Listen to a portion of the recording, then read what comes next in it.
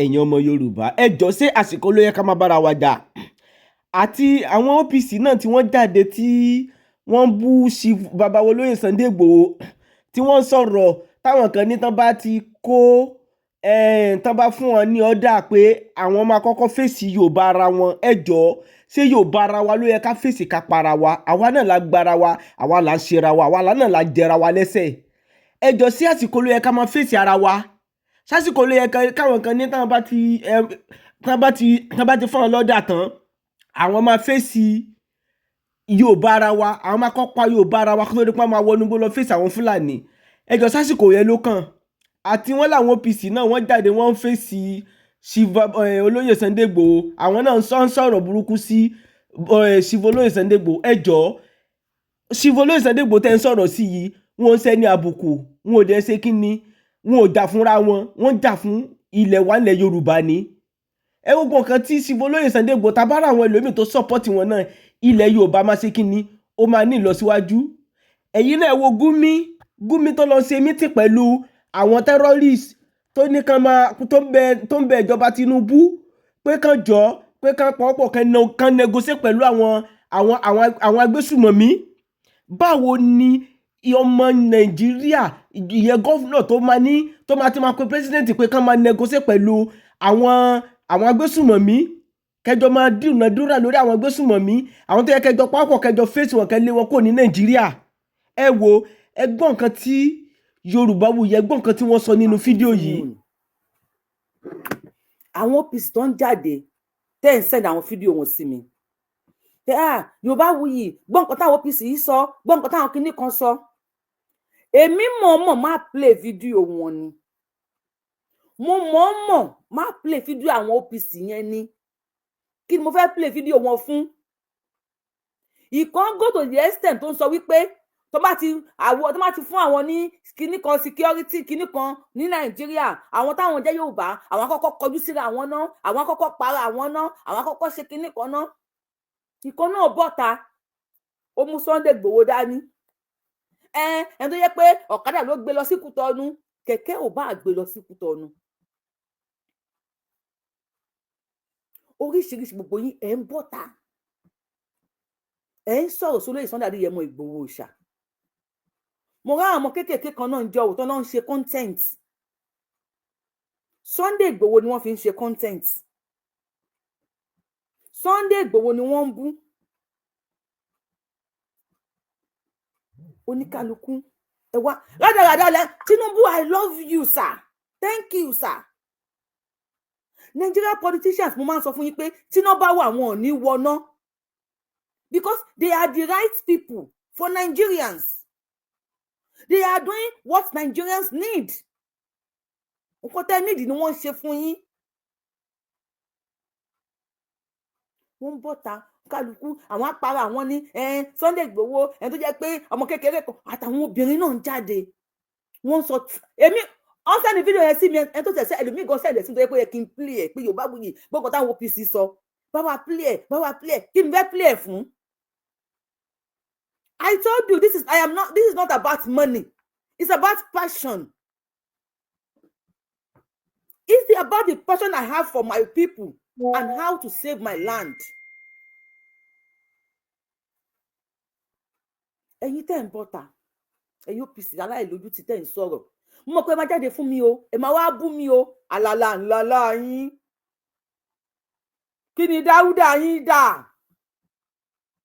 Alala ńlá yín. Are you not ashamed of yourselves? Wọ́n náà fẹ́ ṣe kíní kan security ilẹ̀ Yorùbá. Ẹ lè panu pọ̀. Kẹ́ ẹ pawọ́ pọ̀. Kẹ́ ẹ ṣe pọ̀. You always come for Sunday Igboho. Ó yàgbẹ́, ó tọ̀, illiterate ni, kíní kan ni. Ìjọ Sunday Igboho ti wà lẹ́yìn odi tá la rí. Ẹ sọ fún wa ìjọ tí Sunday Igboho ẹ bá mi share video kókó ẹni tó bá fẹ́ kàn lára I don't care. Èmi kọjá ẹni tó bá sọ pé máa halẹ̀ mọ́. Ọlọ́run nìkan ló lágbára jù ní gbogbo ayé. ìgbà tí Sunday Igboho tó ti fọ̀kadà ọlọ́kadà ló gbé lọ sí Kútọ́nù èmi ò mọ̀ àwọn kan àfáà kan bọ̀ta olóko fún dání báyìí ni tó fi wọ Kútọ́nù ẹ̀yìn náà tún dé sí ẹlọ́kadà ló gbé lọ sí Kútọ́nù èmi ò mọ̀ kò bá yẹ pé kẹ̀kẹ́ ló gùn lọ sí Kútọ́nù at least ó tẹ̀lé òwe Yorùbá tó ní mọ̀jàmọ̀sá la máa ń ma kíkanjú lógun alágbára tó bá mọ̀jà tí ò bá mọ̀sá irú wọn máa ń bógun bòmíì lọ ni Gani Adams ó lọ sẹ́wọ̀n ó ṣe kíníkan and for what Sunday Igboho náà ó lọ sẹ́wọ̀n ni ṣé ẹ nílò aka ìṣàṣọmọ Yorùbá ni yín àbí wọ́n bá mi ń ṣe yín ni ṣé ká máa wọnú ara wa ká máa bára wa jà ló máa solve problem tó wà ló máa solve issue tó wà ńlẹ̀ yìí mo mọ̀ pé máa bọ́ tàtọ́rẹ́ ẹ̀ lójú tì yìí tí ń bá ráyè ni máa dá lóhùn nínú yìí tí ń bá ráyè dá lóhùn mi ní dá yín lóhùn ọ̀rọ̀ yín nílẹ̀ Yorùbá ó ti kọjá pé kéèyàn kan sọ pé ó máa jàfójò ò sí mọ́ jàfórí ara ẹ̀ ló kù ká jàfórí wa ló kù kò sí jàfójò kankan níbì kankan because ẹ ti ń rìn mí láyà ẹ wà disgusting sí mi ẹ ti ń ṣe nǹkan òríra nǹkan ọ̀dọ̀tí Sunday Igboho láti 2021 tó ti lọ sílé ẹ 2025 la wà yìí kí ni Dáúdà yín dà kí lẹ rí ṣe not just the OPC àwọn tó lágbára ńlẹ̀ Yorùbá kí náà rí ṣe but when you talk ìwọ ọmọ yìí á ṣe kíní kan fún ọ ní kí lẹ fẹ́ ṣe whatever tó bá mú kẹ́ ṣe Boko Haram bò wá pa yín kò dé sí nǹkan kan Gumi is right to wọ́n ní kó máa negotiate wọ́n dẹ̀ sì negotiate if you're on YouTube if you're on TikTok má dùn wá sórí YouTube ẹ máa bọ̀ lórí YouTube because I will show a video of a man tó jẹ́ pé nínú 21 our family 21 ni wọ́n nígbà tí wọ́n wọlé dé òun nìkan ló survive nínú 21 instead of ọmọ Yorùbá láti pa ẹnu pọ̀ ká ṣe pọ̀ ká dúró pọ̀ Sunday Igboho I am very sure pé pọ́n pa ọ̀tá Sunday Igboho ń jọ yẹn many of you will celebrate ẹ máa ṣe party wípé wọ́n pa ọ̀tá ẹ̀ wọ́n rí mú Yorùbáwùyí tó ń sọ̀rọ̀ yìí sí lọ́ba ní Yorùbáwùyí yẹn àfẹ́ mu ọmọ Yorùbá ló máa ṣiṣẹ́ yẹn wàá dẹ̀ kú tìran ní torí èmi máa fún yín lépè kalẹ̀ èmi á ti máa mú èpè kalẹ̀ èmi ò mọ tó lè ṣẹlẹ̀ lẹ́yìn ọ̀la o ṣùgbọ́n mo ti gé ègún kalẹ̀ téèyàn bá gba owó mi tó bá gba owó mi ìran ẹ̀ kankan ò ní survive ìran ẹ̀ kankan ò ní survive wọn ò ní owó tó yẹ tó bá gba 1,000 naira kò sí ìran ẹ̀ kan tó máa ṣiṣẹ́ kó 1,000 naira jọ èmi ti bọ́ sí òwò mo ti ṣe èpè yẹn kalẹ̀ èmi ò kí ń ṣe Sunday Igboho tí ò tí wọ̀n yín lépè èmi ní ti wọ̀n èpè kalẹ̀ because I know tó bá ní ẹ lọ mú Yorùbáwùyí sí Ìgbò kan ló máa dìde kò ń ṣe Haúsá kò ń ṣe Fúlàní Yorùbá ló máa dìde pé ẹ mú mọ́ bá ṣe lè mú kó tó dìgbà yẹn èmi ti wọ̀n èpè kalẹ̀ àwọn confam èpè mo ti fi sílẹ̀ mo ti gégùn kalẹ̀ tọ́lọ́n bá ṣe pé ẹrí mi mú o ègún yẹn máa jà ṣáà ni kò tí mo fẹ́ ṣe torí ẹnìkan ò lè bọ́ta kó ní Yorùbá nìṣọ̀ tó ń ṣe yìí o Yorùbáwùyí ẹ wá pè mí lẹ́yìn ó ní ẹjọ́ o a fẹ́ lọ ra kinní kan o ẹ fún wa ní iye kan ìwọ tí mo bá pè tí mo béèrè owó lọ́wọ́ ẹ tó bá bọ́ta sọ ẹ̀kọ́ tí wọ́n nù mí pé kí wọ́n máa ṣe pé mọ̀ tó bá bọ́ta sọ Ọlọ́run á mú ẹ tí n bá pè lórí Yorùbá nation yìí pé wá jọ wọ́n fẹ́ ṣe kinní kan ẹ fún mi ní 200 naira èmi ṣiṣẹ́ mo tún ná sínú Yorùbá nation yìí ni mo kúrò láwọn tó ń dọ̀bò délẹ̀ káàkiri àbí jókòó kinní kan ẹ àfẹ no I don't do it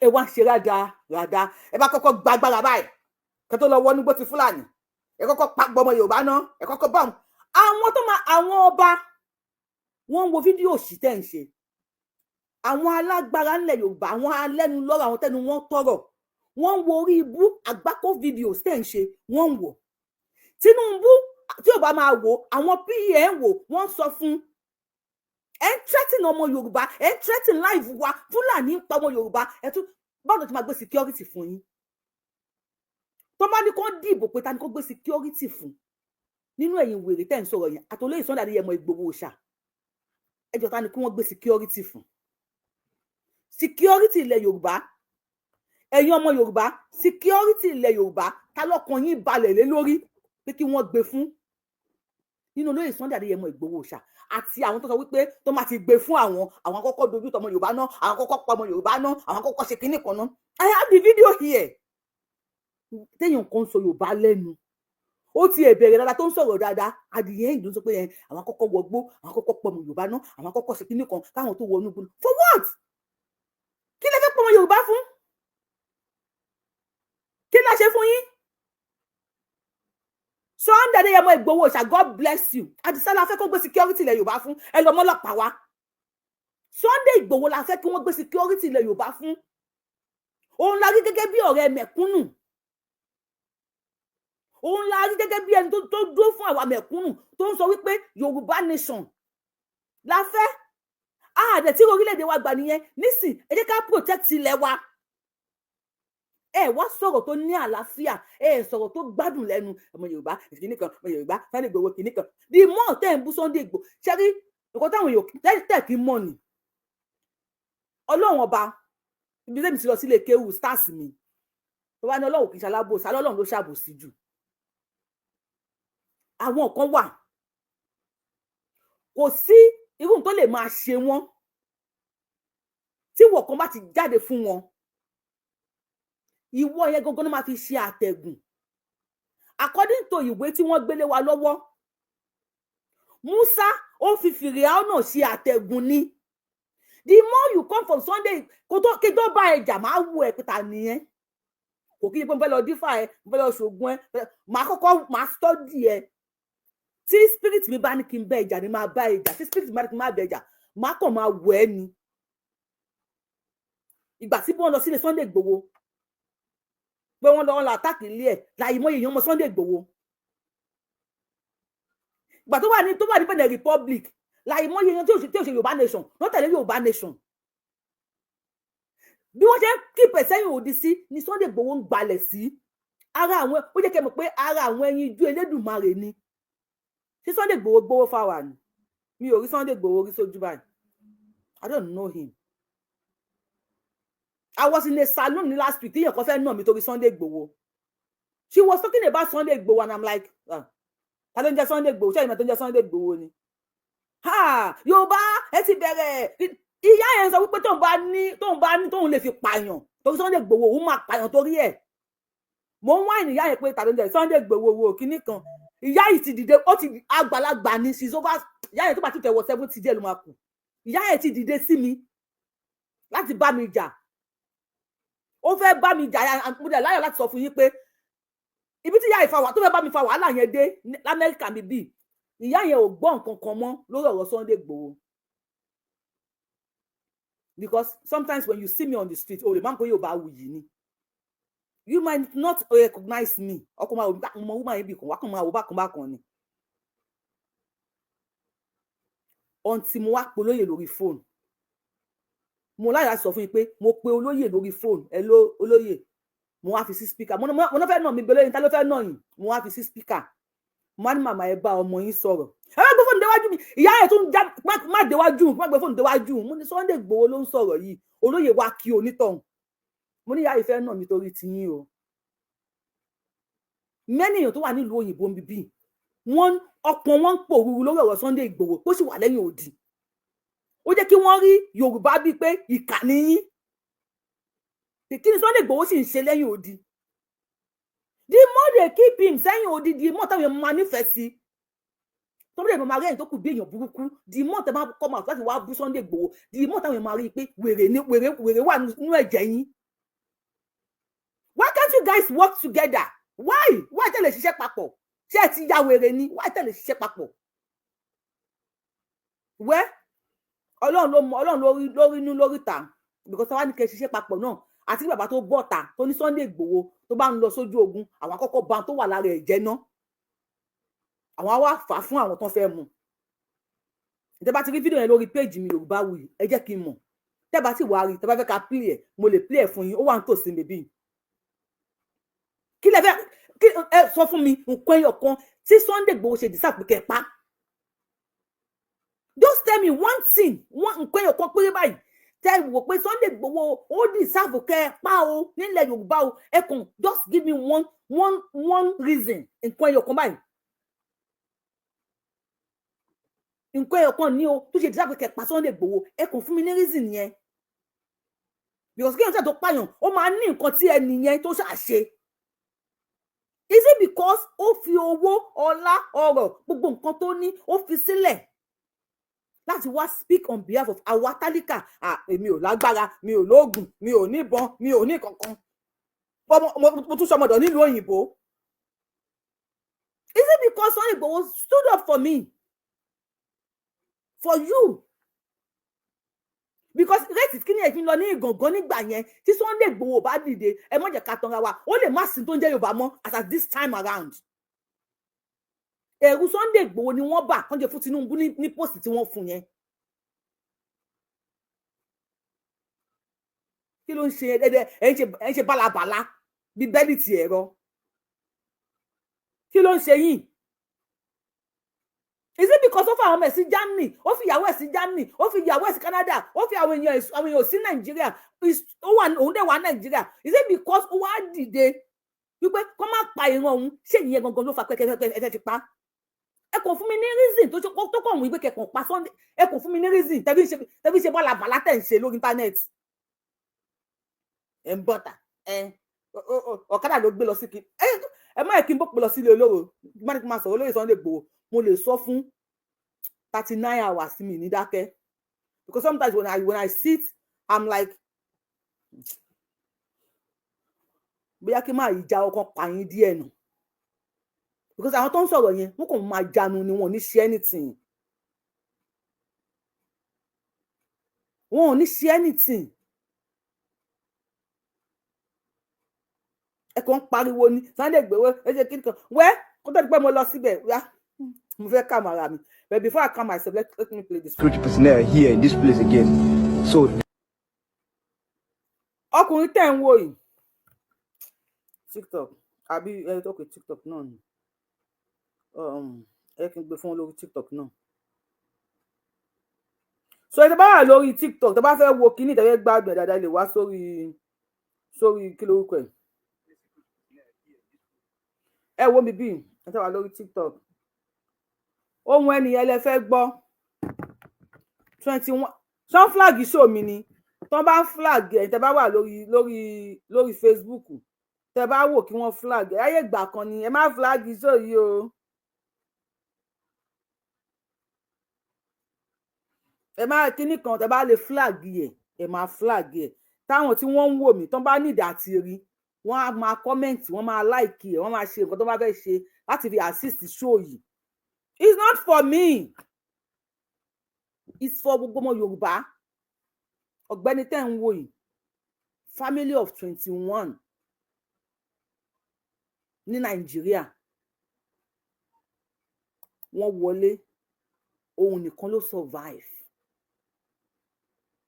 Ẹ jọ̀ọ́ ẹ sọ fún mi, trauma tí máa yìí mo máa go through nínú orí ẹ̀.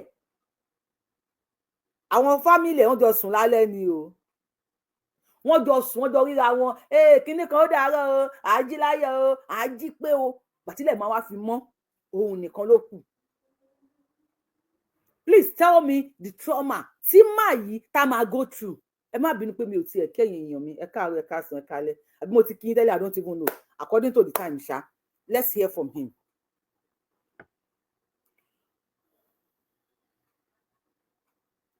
Kábíyèsí o mo kí yín o. They began to break doors and set fire. Security personnel here in this place again. So they began to break doors and set fire.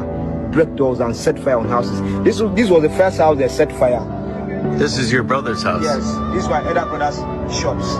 Those shops are... Ṣé ti rí pé ọ̀rọ̀ Nàìjíríà ti di wípé àwọn òyìnbó náà ti wá ń wá. Wọ́n wá interview àwọn èèyàn. You think àwọn people yìí wọ́n fẹ́ kí Tinubu survive ìjọba tó ń ṣe ibi tẹ́ ya wèrè sí nìyẹn o ibi tẹ́ títorí yín ti yí nìyẹn o èmi ò ràn yín èmi ò ràn yín. Ẹ rò bóyá Tinubu Buhari tó jẹ́ ológun ó ṣe Nàìjíríà kò rí Boko Haram curb. I am not campaigning for Tinubu bẹ́ẹ̀ tí Tinubu bá ti kú òǹbẹ̀ ọmọ Yorùbá ẹ di ẹrù yín kẹ́ máa sá lọ ni ẹ di ẹrù yín báyìí. Sunday Igboho ṣebí ọ̀kadà ló ń gùn lọ sí kí lórúkọ ẹ̀ ọ̀kadà ló gùn lọ sí Kútọ̀nù lẹ́nu yín gbogbo ẹ̀yin tó kù náà tẹ́ ń gbé fìlà wèrè káàkiri tẹ́ ń ìwé ẹ̀ṣẹ̀ funfun kíní kan I don't care ẹ̀yin ò ní ọ̀kadà gùn tó ọ̀kadà ò ní lè gbé yín ẹsẹ̀ lè máa fi máa ẹsẹ̀ yá ju mọ́tò lọ ẹsẹ̀ lè máa fi máa sá lọ ẹsẹ̀. Fighting Sunday Igboho means you hate Tinubu. You hate his government. I am not supporting his government. Neither am I against it. But kí ló ń ṣe wá nílẹ̀ Yorùbá? Kí ni problem ta ní nílẹ̀ Yorùbá? Àwọn ará bí wọn ò ní gbà. Ohun tí Buhari ò rí ṣe kí Tinubu rí ṣe. Tinubu náà kàn ń lo agídí ni. Bàbá mọ̀ pé ó ti bóhọ. Báwo la ṣe fẹ́ parapọ̀ tírú calamity yìí tí ò ní ṣẹlẹ̀ nílẹ̀ Yorùbá àwọn èèyàn sùn wọ́n dẹ̀ wọlé wọ́n dẹ̀ sùn wọ́n mọ́lé. Nàìjíríà mi ya dànù. Ṣé Nàìjíríà mi ṣé wọ́n lẹ́mìí méjì ni ẹ̀mí ẹ̀yọ̀kan ni wọ́n ní. Àwọn weapons wà lọ́wọ́ Nàìjíríà mi wọ́n ní kò ṣiṣẹ́ dáadáa wọ́n ní kò tó táwọn wèrè yẹn ń gbé wọlé àwọn kìíní yẹn ta ló ń gbé fún wọn. A play fídíò kan lánàá tí wọ́n lọ gbé táǹkà epo petrol tẹ́yìn òrìrà Nàìjíríà tí wọ́n lọ gbé fún wọn tí wọ́n rọ sínú machine. Who are those sponsoring them? Yorùbá wá sọ̀rọ̀ àwọn di ọmọ ìyá Hausa ẹ wá ń fọ́ ká if you want to carry this video carry it. O fẹ́ lò lórí YouTube ẹni o fẹ́ lò lórí Facebook ẹni o fẹ́ lò lórí TikTok ẹni check it. Èmi ò kí ń gba owó mi ò ń gba return pé orí olo fídíò mi sanye báyìí fún mi èmi Yorùbáwùyí ìwọ tí wọ́n ti gbà lọ́wọ́ ẹ̀rí kó wá sọ. Put it on your YouTube fi gbé owó fi gba owó lórí YouTube ẹ create YouTube ẹ máa you want to cut it you want to use the full video use it make money from it. Let's do this together. Kò sí copyright lórí fídíò mi kankan. I don't put copyright on my videos. Ẹ jẹ́ ká yé mọ̀ nǹkan tó ń ṣẹlẹ̀. Àwọn òyìnbó fúnra wọn dìde wá. Àwa kọ́kọ́ wa gbọ́ akẹ́kọ̀ọ́ wa gbọ́ ti Fúlàní àwọn akẹ́kọ̀ọ́ pọ̀ ọmọ Yorùbá ẹ ti mad ẹ ya wèrè. Sọ̀rọ̀ jàre. This place again. So they began to break doors. Lórí TikTok ẹ jọ ṣe ń gbọ́ mi lórí TikTok.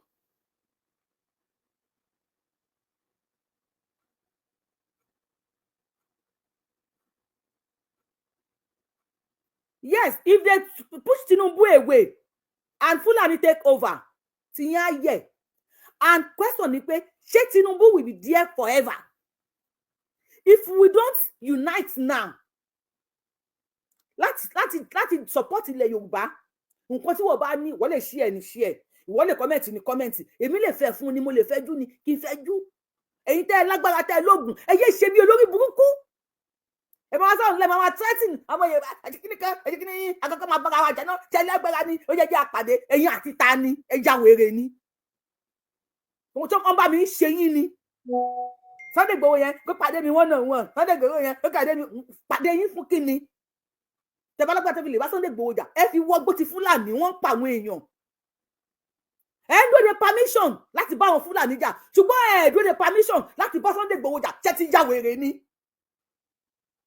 You are seeking permission to bá Fulani jà láti save àwọn èèyàn wa but béèrè permission láti bá Sunday Igboho jà. Sunday Igboho yẹn tó bá kó pàdé mi ní kinní kan ṣe kinní kan ẹ jẹ́ ká pàdé wọn náà wọn ẹ ti ọ̀rẹ́ àpẹ ti forí gbalẹ̀. Ẹ wá gbọ́ inú èèyàn 21 ẹ wo èèyàn kan tó kù náà ẹ wá sọ tó wà lọ́rùn ẹ̀. Wèrè ń ṣe yín o wèrè gidi. And set fire, break doors and set fire on houses. This was the first house they set fire. This is your brother's house. Yes, this is my elder brother's shops. Those shops are 8. This was the first house they set fire on. So they began to break doors and set fire. TikTok ẹ máa bọ̀ lórí YouTube wo tẹ́ bá wà nílùú òyìnbó ẹ máa bọ̀ lórí YouTube torí Ọlọ́run pàtí máa gbọ́wọ́ báyìí ó máa ń ṣe mí ni ẹ lè òní ẹ máa wò báyìí ṣé ẹ ń rí lórí TikTok báyìí. Break doors and set fire on houses. This was the first house they set fire. This is your brother's house. Yes, this is my elder brother's shops. Those shops are 8. This was the first house they set fire on. After this one, they came to this one.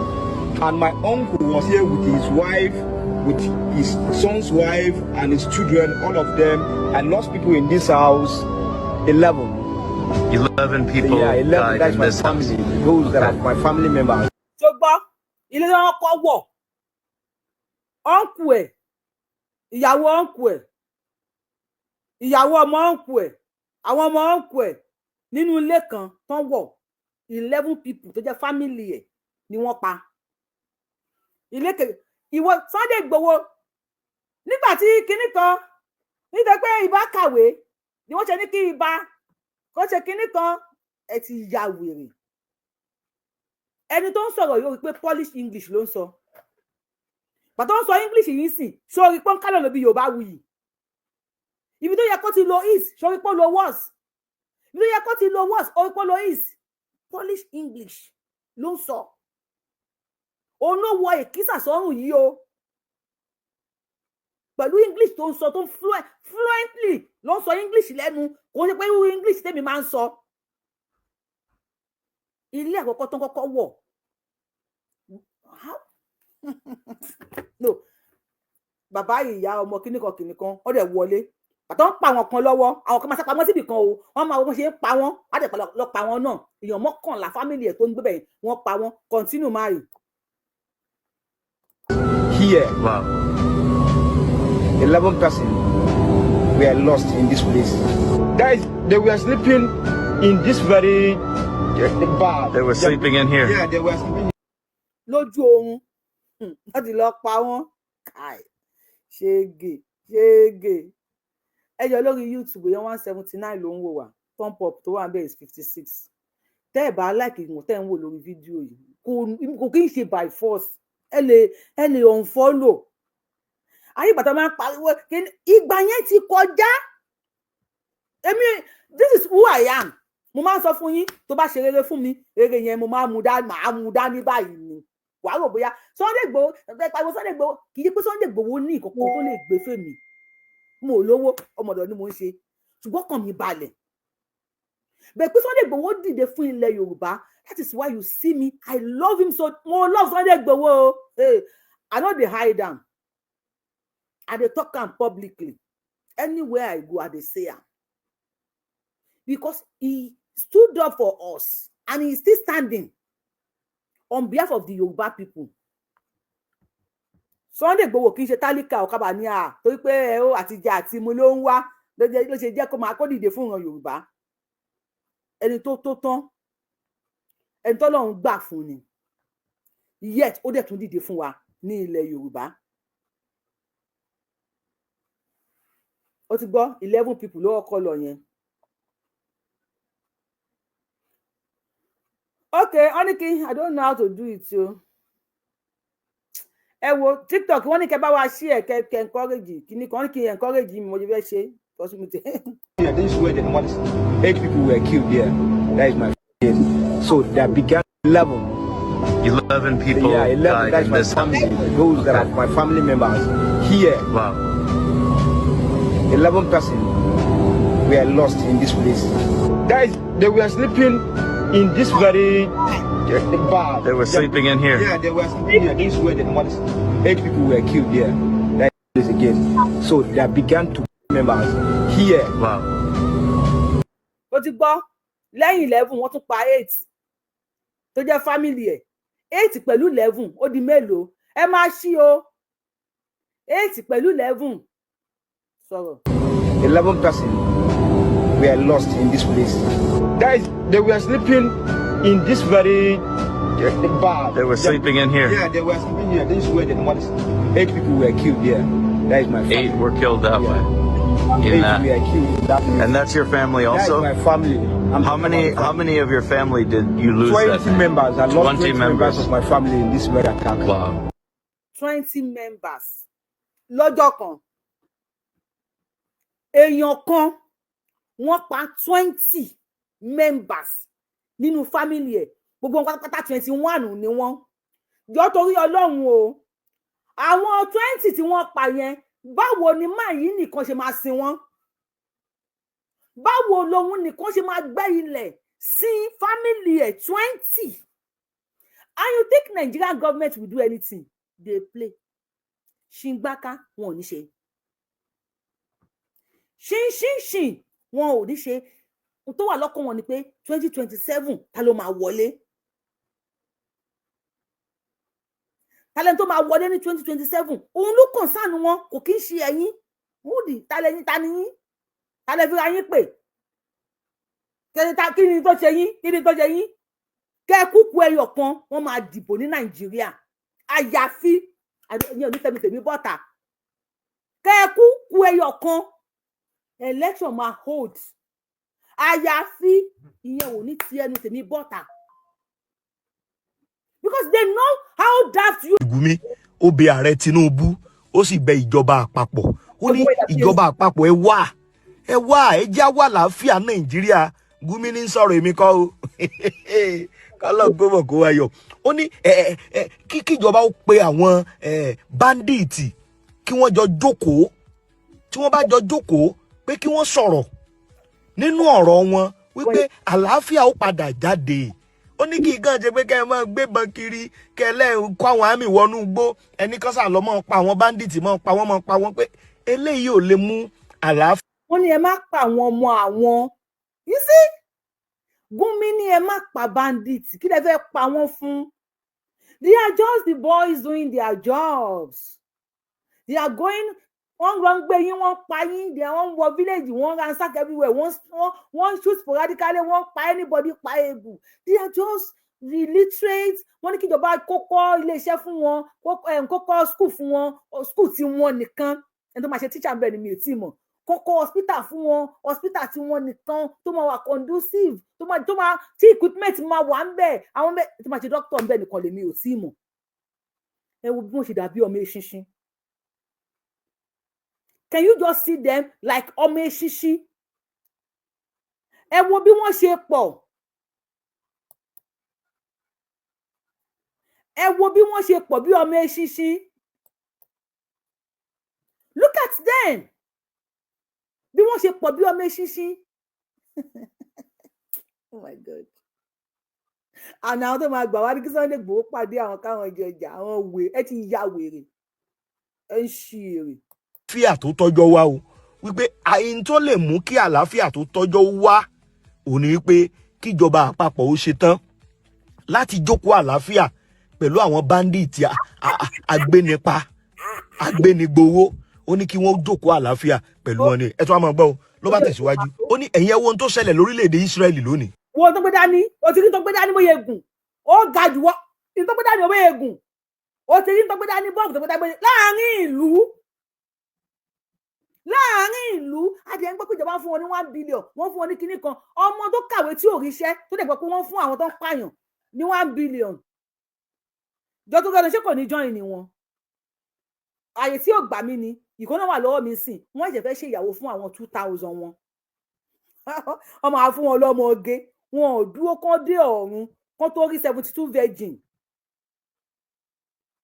wọn ò dúró kí wọ́n dé ọ̀run kí Allah tó fún wọn ní 72 virgins wọ́n máa fún wọn ní ọmọge bí a kinní kan bílíọ̀n kinní kan náà fẹ́ fi ṣe ìyàwó yẹn kò sí nítòsí mi bíi bí a pé kinní mo fi ń ṣe TikTok yìí ló wà kinní kan bílíọ̀n owó ta ni owó mo náà ti ń generate owó yẹn wọ́n fẹ́ fi fún wọn ní ìyàwó fún àwọn 2000 ẹni tó kàwé tí ò ríṣẹ́ tó yẹ pé torí owó ni òṣèré ìyàwó fẹ́ tó dẹ̀ láwọn bókobòkó tó pààyàn tí wọ́n ṣèyàwó fún wọn wọ́n fún wọn nílé wọ́n fún wọn ní sálárì jọ torí Ọlọ́run ṣé ìyàwó akáwọ́ kò bí ẹ ṣe national theatre a máa wá jẹ òyìnbó lẹ́nu ó náà máa join ní ara bàbá agbóhùnsókè àbí àdàbàdẹ ní ara bàbá dàbàdẹ orúkọ yín ẹgbóhùnsókè. pẹ̀lú àwọn Hamas ti Palestine oníṣẹ́ rí pé àwọn tí wọ́n ti ń pè ní terrorist tẹ́lẹ̀ oníṣẹ́ báwọn ni wọ́n jọ jókòó àlàáfíà papọ̀ yìí wọ́n jókòó àlàáfíà pẹ̀lú wọn wọ́n sì jọ agree kódà gbogbo àwọn ọmọ Israeli tí wọ́n jí kó pé gbogbo wọn ni wọ́n ti ń kó lẹ̀ báyìí pé Israel náà sì ti ń kó gbogbo àwọn ọmọ Palestine tó jẹ́ lẹ́wọ̀n àwọn Hamas tí wọ́n kó sẹ́wọ̀n tiwọn náà wọ́n ti ń kó wọn lẹ̀ báyìí kódà ó ní agreement wọn ẹ wò bó ṣe mú àlàáfíà wá ó ní despite wípé orílẹ̀-èdè Amẹ́ríkà. ẹni bá fẹ́ pè wọlé lè pè wọlé o, ẹni bá fẹ́ pè wọlé ẹ lè pè wọlé o torí Ọlọ́run ká má pè lórí ètò, ẹni bá fẹ́ pè wọlé lè pè wọlé ká máa ṣe wọnú ara wọn. If you want to pè wọlé you can pè wọlé, if you want to pè wọlé you can pè wọlé, so ẹni bá fẹ́ pè wọlé ẹ lè pè wọlé. tó máa a máa play ẹ lọ máa pè jẹ́ kí n fi TikTok ẹ ti send the request ma ẹ bá fẹ́ send request ẹ lè tún request yẹn send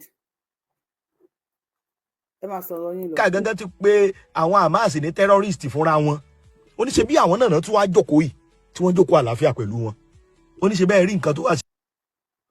ẹ jẹ́ ká gbé kàn.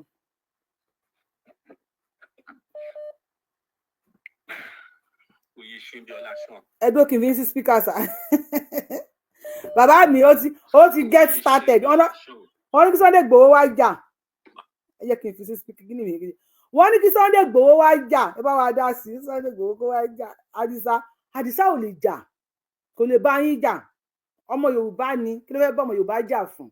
Battery 40%. Connected to iPhone 5. ẹ jẹ́ ká bẹ́ẹ̀ ti connecting. Kí ni Sunday Igboho fẹ́ bá ọmọ Yorùbá jà fún? Sunday Igboho lágbára àti jà. Ẹ lọ bá wa wọ gbó táwọn Fúlàní ẹ má dúró ẹ ṣáà gba permission láti lọ bá Sunday Igboho jẹ́ má gba permission láti lọ bá Fúlàní ẹ bá gbóhùn sókè sá. Ẹ bá gbóhùn sókè. Ó ti clear bọ̀ báyìí. Tó ti clear. Ó ti clear bọ̀ díẹ̀ báyìí. Wọ́n ti ṣàlàyé irú ẹni tó ń jẹ́. Ṣebí ìjọba Gumi ò ṣe mú ni ṣùgbọ́n ìjọba Ìgbòho nìkan ló ṣe mú ọlọ́mọ àlàkà gbogbo wọn papọ̀ ni. Bẹ́ẹ̀ rí nǹkan tí ojú tèmi fi wò Tinubu mọ nǹkan tó ń ṣe gẹ́gẹ́ bí ọ̀rọ̀ yín èmi náà dẹ̀ mọ̀ pé ó mọ̀. Ó dẹ̀ bọ́n fẹ́ bọ́n kọ̀ ẹlẹ́ẹ̀kejì yẹn ó máa ṣe ṣùgbọ́n nǹkan tó máa fojú wọn rí ṣé eléyìí kò tí ì hun ẹpọn wọn dáadáa ìgbà yẹn ló ṣe máa ṣí ilé Yorùbá ẹ lọ kọ́lẹ̀ o ṣẹ́rí láti nẹ́ẹ̀sìà nǹkan máa wálẹ̀ o láti 2026 bẹ̀rẹ̀ láti February nǹkan máa wálẹ̀ títí di September débi tó jẹ́ pé a bẹ̀rẹ̀ sí ní kọ́ ni pé ṣáà máa bá ṣẹ́ ẹ lọ àkànbí ọmọ olódò yìí dẹ. Tinubu máa bá ṣẹ́ ẹ lọ ibi tó bá ń wọ ẹni kò wà wọ̀ o ṣáà máa bá gbóhùn ẹ̀ kó wà wọ̀ ní omi gbóhùn ẹ̀ kó wà wọ̀ làbí kò káyé. Ṣùgbọ́n tó bá wọlé ẹlẹ́ẹ̀kejì yẹn ẹ ṣẹ̀ṣẹ̀ wá rí dán ó tún mọ̀ pé kúnákúná là ń fọ́jú kúnákúná là ń dẹ́tẹ̀ ojú àfọ̀fọ́ tán ìjà ló ń dalẹ̀. So fight to go ni ló máa fi ṣe ìgbà yẹn láṣẹ̀ṣẹ̀ mọ̀ pé Nàìjíríà máa pín. Ojú ẹgbẹ́ ìyá wa bó. Nàìjíríà ẹ lọ kọ́lẹ̀. Ẹ ṣe mọ̀ báàbí. Ṣùgbọ́n gbogbo wa ẹni máa kú ẹni tó máa kú ló máa kú ọba mi máa fi adé lẹ́nu ní báyìí ojú wíńdò ló máa gbà sá lọ. Àwọn bàbá wa. Kò ní mọ ibi tó máa gbà. Ẹbí mo sọ bẹ́ẹ̀ fún yín ṣùgbọ́n fọwọ́ lẹ́rán sí wọ́n wò ṣe ẹyẹ wọn kò sí wàhálà ẹ jẹ́ kájọ máa wù lọ. Ẹ ṣeun sá. Ojú ọdún kálukú wa máa tó bó àdàmọ̀ tó bá yá kò sí problem. Ẹ̀sìn fi 15 billion báìbù ni a máa fi 30 billion ra Quran ní next year no problem. Ẹ̀yin sá Ọlọ́run bá ṣàánú fún mi ẹ máa bá wa ṣe ìtìlú tó happy birthday o torí ó náwó o ẹ bá wa gbóhùn sókè ọba mi. Ẹ kú iṣẹ́ kò ní rẹ̀yìn lágbára Ọlọ́run. Àṣẹ. Ọlọ́run máa kún yín. Àṣẹ TikTok ẹ má bínú mọ́. Agara ń Elédùmarè agara ò ní dá yín. Àṣẹ. Ẹ jọ̀ọ́ ṣé ti rí pé àwọn bàbá wa náà la máa tẹ̀ mọ́ lébi kán yé pa wá mọ́. Gẹ́gẹ́ bí ẹni tó sọ̀rọ̀ láti ó ní Tinubu admission ṣé Tinubu nìkan ni èèyàn tí Tinubu evangelist ẹ bá wa mute. Ẹ mọ̀ye èèyàn tó máa kú ni èèyàn mélòó ló fẹ́ kú pẹ̀lú bọ́n ṣe ń pa wọ́n lọ́sìn. Èèyàn mélòó ló fẹ́ kú Tinubu mọ ohun tó ń ṣe lóòótọ́ everybody mọ̀ tó mọ ohun tó ń ṣe but tó máa ń pa wá lọ bọ́n ṣe ń pa wá yìí èèyàn mélòó ló máa kú tí 2027. Bàbá mi question tó máa ọ̀rọ̀ tẹ́ béèrè yẹn fẹ́ tó question yẹn sí yín àti gbẹ́ni tó ń wò mí ní comment section. Okay. Wọ́n ní kàn ṣe security vote àbí kàn ṣe security local security. Àwọn ọmọ Igbo wọ́n ti dúró pé àwọn kan fẹ́ ṣe security ilẹ̀ Igbo ni Okay. Àwọn Mayeti Allah àtàwọn groups wọ́n ti dókun àtàwọn fẹ́ ṣe security ilẹ̀ Fúlàní nílé. Okay. Àwọn ọmọ Yorùbá wọ́n ní kí Sunday Igboho pàdé àwọn níbi kan káwọn jọ para àwọn. Ṣé ẹ̀yin ẹbí ta ni? Ẹbí àwa mọ Yorùbá ni, ẹbí àwa ni. Ṣé because so a máa blame Tinubu níwọ̀n lè bó ta máa blame Tinubu. Ṣó máa fà ẹ̀pọ̀n ẹ̀ fún wa ni? Tinubu kọ́ ló máa decide fún wa. Àwọn ọba tó yẹ kó dúró, tó yẹ kó jóni dúró fún wa. Ṣé up till now náà ṣé wọn ẹ̀kọ́ ò tí ì fojú mú hàn fún àwọn ọba wa náà ni? Because àwọn sì ń rìn wọ́n yan, àwọn máa kúrò nílé tiwọn, wọ́n kó 100 mopo dání, 50 a máa lọ wájú, 50 a máa bọ̀ lẹ́yìn, àwọn á wà láàrin, kò jẹ́ kán mọ yìí. So nígbà tí èèyàn kan péré, èèyàn ọlọ́pàá bíi 100 ń ṣọ́, àwọn mélòó ló fẹ́ ṣọ́ aráàlú? So ibi tó yẹ kí gbogbo wa ti get ẹ̀ wrong nìyẹn, wípé ó dìgbà táwọn pípù yìí náà bá test ìyà táwọn ọmọ ìlú ń jẹ. Ẹ wo Gumi sì ń sọ̀rọ̀ pẹ̀lú ẹ wá dúró pọn, ẹ wò pọn tó gbé dání, wọ́n wọ mọ̀pó, wọ́n wọṣọ mọ̀pó. Nílẹ̀ Yorùbá a lè mú ọ̀bẹ dání, a lè rìn bó ṣe wù wá nínú ìlú wa, lórí ilẹ̀ wa. Àwọn bá dẹ̀ dákẹ́, ṣẹ́rí pé àwọn ọba yìí wà nú àwọn tó ń pa wá. A kàn ń fún wọn respect tá à ń fún wọn yìí náà ni, àwa là ń fún wọn ní gbogbo power tó ń ṣe yìí, because respect ti pọ̀ jù. Ẹ wo bó ṣe ń pa àwọn èèyàn, báwọn terrorist ṣe ń pa àwọn èèyàn tó, Gumi sì ń dìde, àwọn northerners sì ń dìde fún wọn. Nílẹ̀ Yorùbá kí ni olóyè ṣe up to today? Ṣó yẹ kó lóyè ti wà ní ẹ̀yìn ìlú kó sì máa bẹ̀yìn àwọn ọba wípé ẹ jọ̀ọ́ ẹ fún mi, ẹ jẹ́ kí n wọgbó ti àwọn pípù yìí, ojú òde tí wọ́n, ara òórùn wọn. So bàbá mi, àwọn náà máa pariwo mọ́ pé àwọn lè pa, àwọn lè ṣe, àwọn lè dá, àwọn lè dọ́fẹ́, àwọn lè bá nínú ilé, àwọn lè jẹ́ kiri kan, ò ní jí lára tá n bá bẹ́ẹ̀ lẹ̀ yìí. Ṣé lè sọ bẹ́ẹ̀ fáwọn terrorists? Bàbá mi, Sunday Igboho. Èwo ló lè sọ̀rọ̀ jáde, wọn láwọn ò tí lè sọ̀rọ̀ ni. Sunday Igboho tó wá sọ pé ẹ jẹ́ kóun wọgbó ti àwọn Fúlàní. Dẹ̀ free ẹ̀. Àwọn free ẹ̀. So àwọn ẹni sùsà, àwọn kan tó wá ń claim alágbára. No one, Sunday Igboho bá ti wá sọ̀rọ̀ báyìí, they will come for him. Ẹ jẹ́ ká bèrè lọ́wọ́ wọn pé ṣé àwọn pípù yẹn ò ní ìlú ni? Ṣé ní ìlú tiwọn wọn ò jí wọn gbé ìlú wọn ni?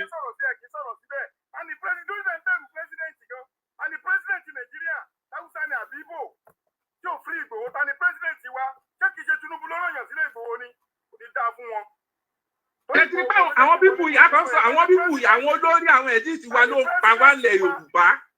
And the president wa ní Nigeria. Ẹ jẹ́ ó ti gbọ́ tí àwa gangan, àwa tájọ́ mọ̀ ìlú, táwa náà bá dájú tó ti iná fún iná, táwa náà wọlé tì wọ́n, ìgbà yẹn náà máa tó mọ kínní lọ́rọ̀, because ó dà pé náìsì wa ló ń kó bá wa, accommodation wa ló ń kó bá wa. Kíní àti ìfi ay ẹni sùúrù, ay ẹni sùúrù, ta ni president Nàìjíríà? Fúlàní ni. Ẹni sùúrù sà, yẹ kí n fún ay ẹni sùúrù. Ẹjọ́ èèyàn mi ṣe ẹ̀ ń gbọ́ nǹkan tí wọ́n sọ lórí TikTok. Mo fẹ́ tẹ̀ kí n fi sí fọ́lùmù ní kòsí ní. Ẹni sùúrù sà, everybody máa sọ̀rọ̀, ẹni sùúrù sà. Ṣé rí kíní kan bẹ́ẹ̀ ṣe ń wo opinion tí yín nìyẹn? Bẹ́ẹ̀ mi ṣe ń wò. Níwọ̀n ọ̀bà lèmi máa blame Tinubu mọ́.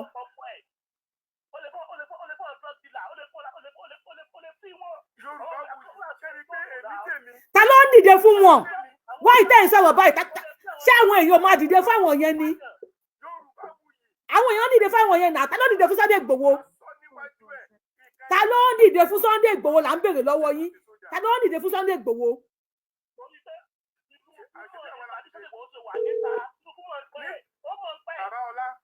Bàbá Ọlá, nígbà tí Buhari wà ń bẹ̀, wọ́n nítorí tí ó jẹ́ Buhari ni Fúlàní ṣe ń dà wá láàmú. Gumi ṣe bó ṣe wù ú, àwa ni president wa lé ní sọ́mà lè ní Yorùbá ni. Ẹni president wa ká kẹ́nu bó wèrè. Ta ló dìde fún Sunday Igboho? Àwọn táwọn àdìde fún Sunday Igboho wọ́n ní kí Sunday Igboho wá pàdé àwọn káwọn lọ jà yìí. Ṣé rí kíní mi mọ̀ bóyá ẹ bá wa gbóhùn sókè, ó dẹ̀ pa ẹ̀ṣẹ̀ join ni. Ẹ̀ṣẹ̀ join ẹ bá wa gbóhùn sókè lórí fóònù. Ẹ bá wa gbóhùn sókè. TikTok ẹ fún wa ṣẹ́jú kan ẹjọ́. kidnapper, bandits. Ẹ wo iye wọn, ẹ wo ọ̀gọ̀rọ̀ wọn bá ṣe kóra wọn jọ.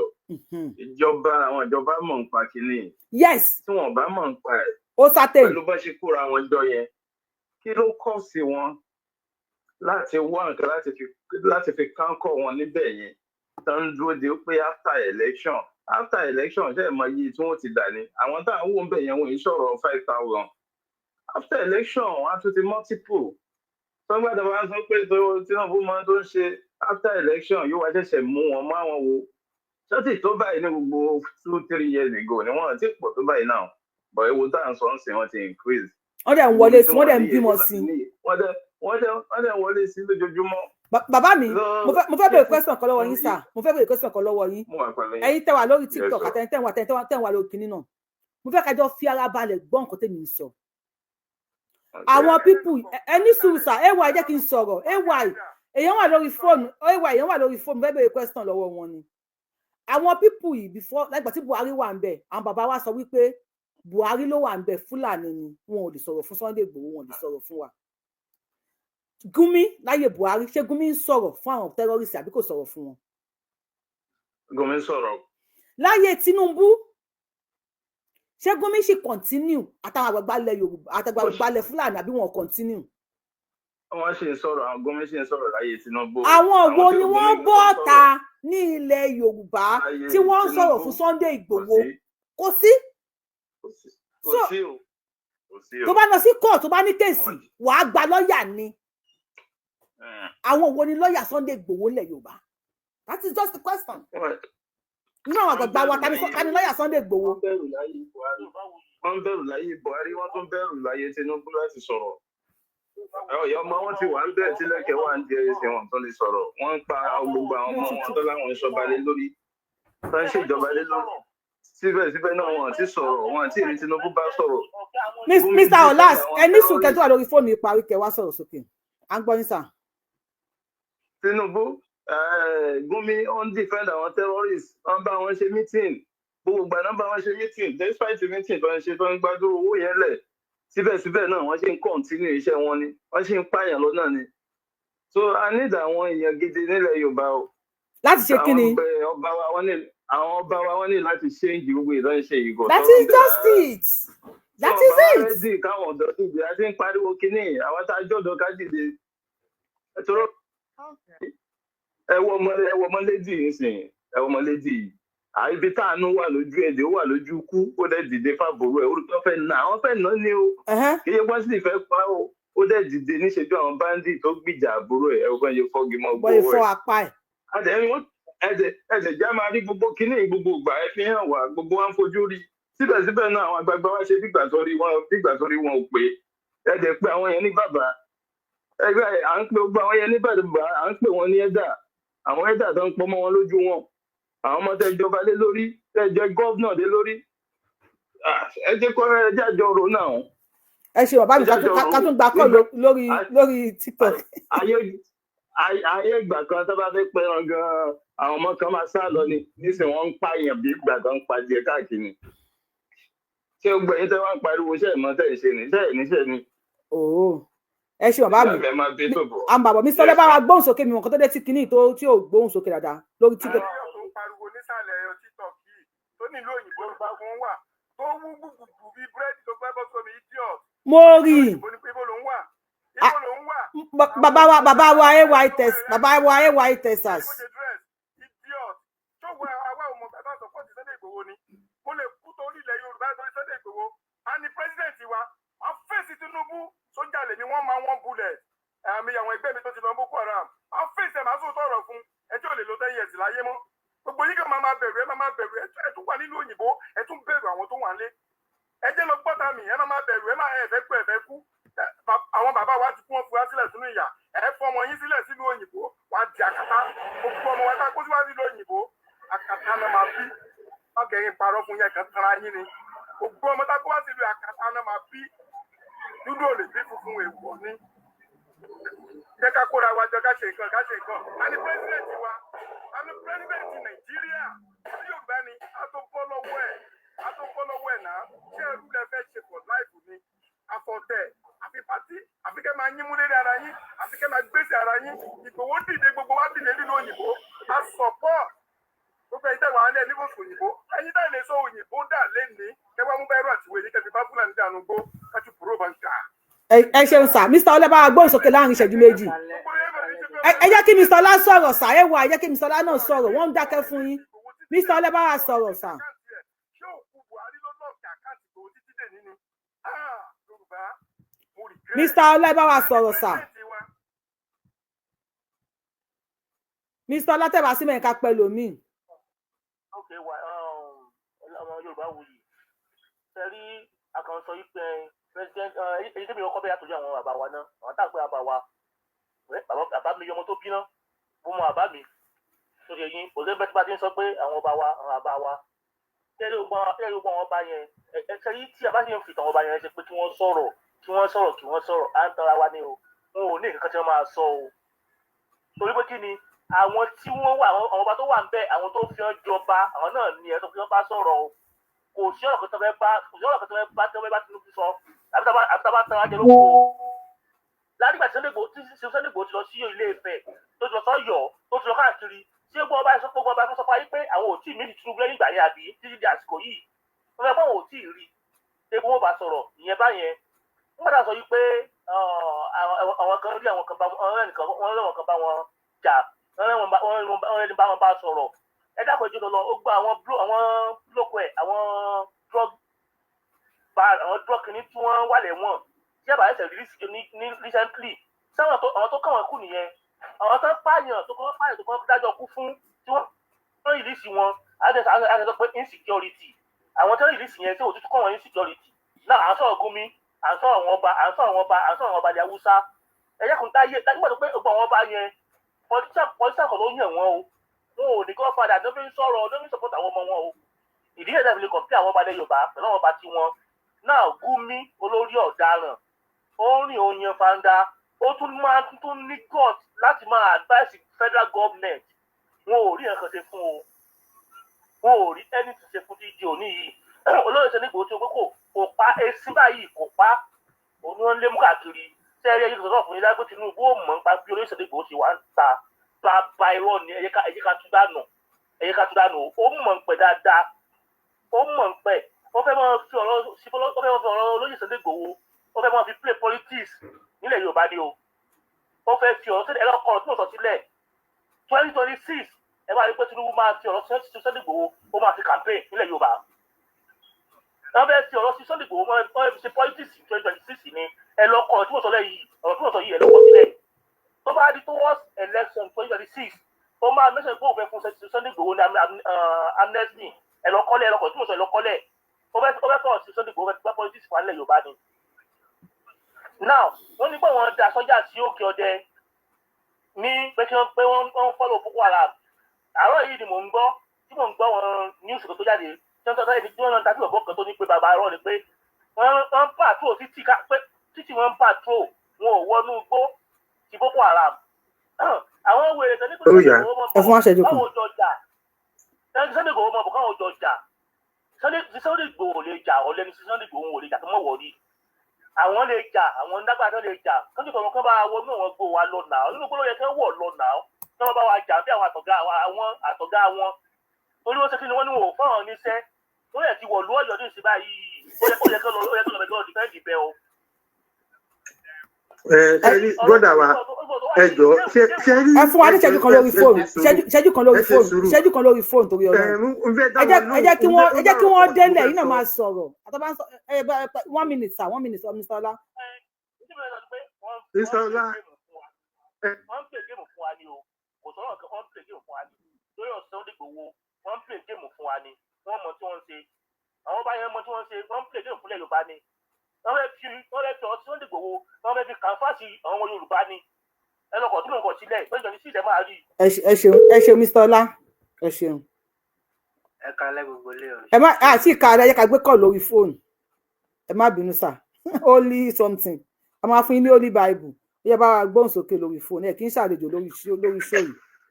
n tí mo fẹ́ sọ fún wọn ni pé lórí ọ̀rọ̀ ẹni tí wọ́n tọ́ mẹ́nu lé lórí yẹn kò yẹ kéèyàn máa rọ̀rọ̀ dùmánà yẹn kò yẹ kéèyàn máa rá àwọn tó bá jáde yẹn kò yẹ kéèyàn máa rí tiwọn rò tùwálé òyà ṣé rọ̀rọ̀ nàìjíríà ẹni tó bá ní òun ò rọ̀rọ̀ nàìjíríà rò ẹ wò ikú ti pa onítọ̀hún ṣé ẹ mọ̀ pé ọjọ́júmọ́ máa tẹnu nǹkan kan tí máa sọ fún yín lọ́rọ̀ ọba Tinubu ní pé ṣóyẹ yín tí bàbá Tinubu èmi ò mọ tí bàbá Tinubu wà nílé wà nílé máa gbọ́ gbogbo nǹkan tó ń ṣẹlẹ̀ ń lù rí lè sọ pé nǹkan báyìí nìkan lọ ṣe àgbàtà bá fi Nàìjíríà lè ṣẹ̀ máa lọ pàṣẹ pé kọ́ lọ fèsì wọn ní tó ti pa wọn irú ìjọba wo ni bàbá yìí ṣe bá mọ̀ pé ẹ̀tọ́ ọ̀rọ̀ kiri yìí ṣe ẹgbẹ́ kínní ilẹ̀ ní rọrùn adẹ pariwo ẹ jẹ́ kẹ́lìmọ̀dì lọ́nlọ́ ẹ̀dẹ̀ tí ròyìn mọ́ bẹ̀ ẹ̀dẹ̀ ní gbogbo nǹkan tó ń ṣẹlẹ̀ wọ́n ṣe ń kọ́ wọn pípù yẹn wọlé tó rí nǹkan ṣe sí ìgbà tí wọ́n sọ̀rọ̀ ti Kwara wọ́n sọ̀rọ̀ pé kọ́tà ni wọ́n gbé wá tó fi ṣe kínní rí nǹkan ṣe sí gbogbo ayé lórí fídíò tí wọ́n fi ń já àwọn pípù yẹn lẹ̀ ẹ̀dẹ̀ wádìí ẹ̀dẹ̀ gbéra olórí ìlú wádìí tí kọ́tà yẹn ti wádìí ní eléyìí wọn ò ṣèwádìí ẹ̀. fọyínà kọta wọnú ìlú yín mọ bó ṣe wọlé ojúgbà mi ti fún wọn o ọ̀gá ọlọ́pàá ọ̀gá mi yẹn á jáde ká máa sọkúsọ lẹ́nu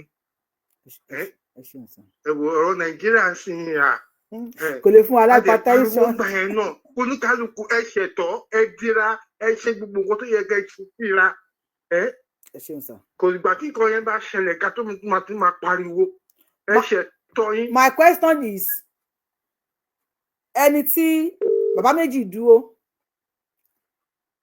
ẹnìkan wá jẹ́ alágbára bàbá kan sọ wípé ẹ má na ọmọ mi o tẹ́ bá na ọmọ mi ẹ máa rí wèrè bàbá kan wá sọ wípé mi ní ẹ má na ọmọ mi tẹ́ bá na ẹ ṣáà ti fún mi ní pure water kí n mu ẹ bá gbóhùn sókè. Ẹ ṣì wà lórí live àbí. Bẹ́ẹ̀ni sà ó lè ẹ máa múra kalẹ̀. Hello. À ń gbọ́ yín 2 minutes sà.